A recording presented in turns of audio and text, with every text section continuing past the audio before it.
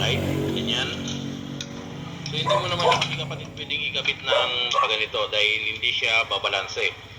Kailangan mo siya ikabit ng nakaayon, yung balanse. Yan. Kailangan tuwid yung dalawang shafting natin.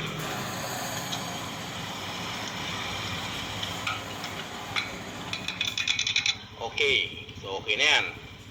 Sunod niyan ay ikakabit natin muna yung shifting port.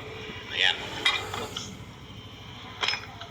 So yung shifting port dito nakalagay sa part na to. May dalawa tayong shifting port, sana isa. So yung isang mahaba, kapatid, may isang mahaba at may isang maiksi. Yung mahaba dito rin sa malaking transmission sa primera, kung saan nakakabit yung primera. Yung primera, kapatid, yun yung pinakamalaking gear. Kung saan may pinakamalaking gear, doon nakakonekta itong shifting port na mahaba. Ayan, kasi itong maiksi, doon naman siya sa kabila. Kabit natin.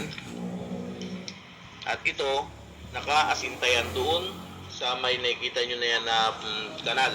Ayan. Papasok na yan dyan. O, ayan o.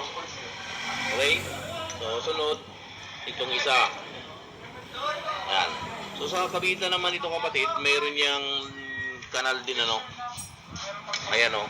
Yan yung kanal niya. Ito naman yung sa kabila. Ayan. Okay? Kabit ko muna to. So, hindi mo siya pwedeng ikabit ng paganyan dahil ito, hindi natatama dito sa kanal.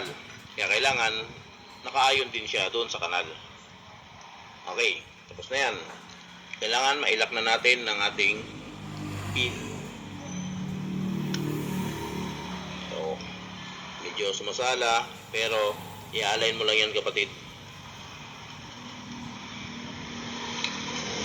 Okay.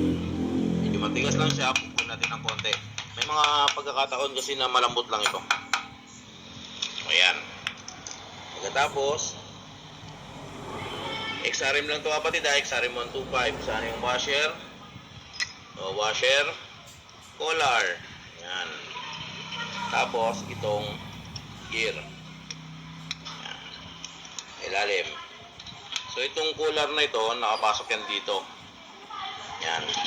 Pwede natin siya iuna, pwede natin isabay.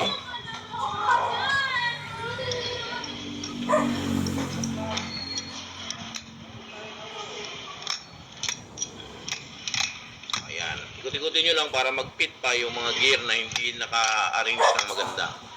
So ayan, okay na yan. Pwede natin ilagay yung ating kickstarter shafting. Ayan. So wala nang plastic yan.